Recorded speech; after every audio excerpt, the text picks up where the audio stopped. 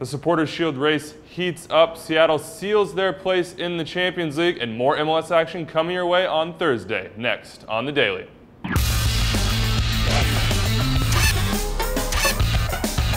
Hello and welcome to The Daily. It is Thursday, September 20th. I'm Andrew Wiebe. Of course, next to me, Greg Lalas. And Greg, some implications in the Supporters Shield race last night. A busy night in MLS. San Jose doing what they do best, coming back, ruining Portland's chance for a big 3 points on the road. Yeah, well, San Jose doing what they do best, but they've also been winning a lot. This time they didn't get the win. They come back for 2 goals late from Chris Wondolowski to earn a 2-2 draw against lowly Portland. I mean, Portland, let's not forget, very, very low in the standings in the Western Conference.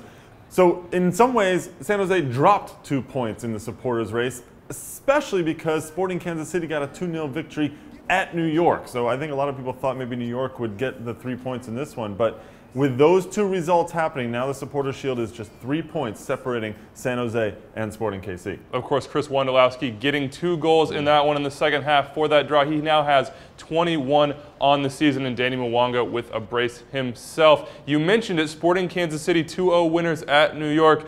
They're now on 54 points, 3 points behind. But another one, a big one in the action on Wednesday night.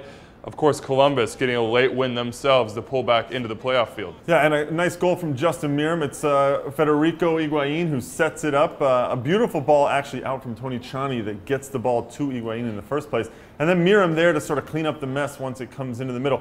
This is a great result for the Crew. Yes, they're at home against the last place team in Chivas. Chivas now winless in 8 straight games. But Columbus, they'd lost their last 2. They had to get something back to get back on track. And they did. They got the result. They got the 3 points. They're now back into the playoff race again. Just 1 point ahead of DC United, who is in action tonight in Philadelphia. That's 8 p.m. on ESPN2.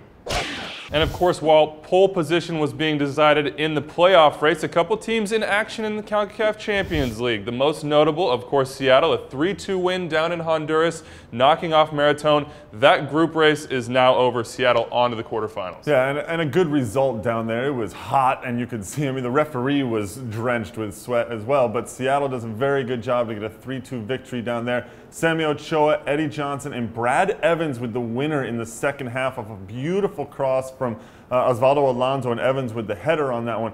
Great result. They're through to the quarterfinals for the second year. I think this is a team that's kind of on a mission this year to make sure they got to that and do better than they did last year. And of course, they did it without starting Freddie Montero, Christian Tiefert, or Mauro Rosales. So a very, very strong campaign for them. Down in Puerto Rico, the LA Galaxy not quite so explosive. They're still at the top of the group, but a 0-0 draw against the Puerto Rico Islanders. Well, not the best result for the Galaxy in terms of the standings. They're now 4 points ahead of Isidro Metapan, and Metapan still have to go to Puerto Rico. We can assume, although maybe we shouldn't, that they would get 3 points. If that happens, then when the Galaxy go to El Salvador next month for this final group game, that will become so important. The Galaxy will need to get a result, either a draw or a win, to move on through. If they'd gotten the win here, they would have sealed it up. It wouldn't have mattered. Yeah, that's October 25th in El Salvador. Another MLS team in action in Champions League tonight. That's Houston going to host CD Fast. That's 8 p.m. on Fox Soccer Channel. And as we mentioned in the first segment, a big game tonight on ESPN2. Philadelphia Union, with their playoff hopes really in the balance, going to go up against DC United, looking to get back in that 5th spot. Yeah, and I think that actually DC United's playoff hopes are in the balance in this one too. This is the kind of game they need to get points in. They need to get 3 points in order to shore up their chances of being in the playoff hunt down the stretch. You're missing Dero, so that's a big blow for DC United, but they did fine last week. They got the victory against New England. They obviously have some guys who can score goals.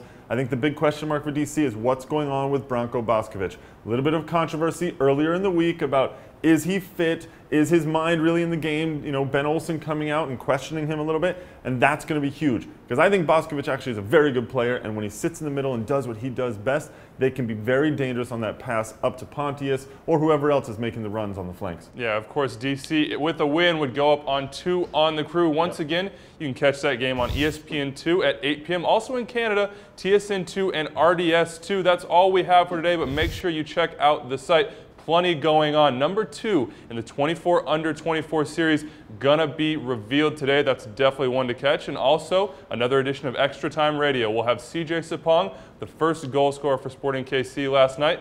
That's all we have for today. Until tomorrow, have a great Thursday.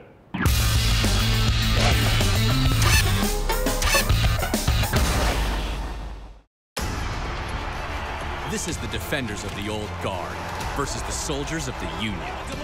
This is a united district attacking a battalion of blue and gold. East Coast rivals, sworn enemies, ready to do battle again. This is where real heroes are made, legends are born, and revenge taken. This is soccer. Philadelphia Union versus DC United. Tune into ESPN2 Thursday at 8 p.m.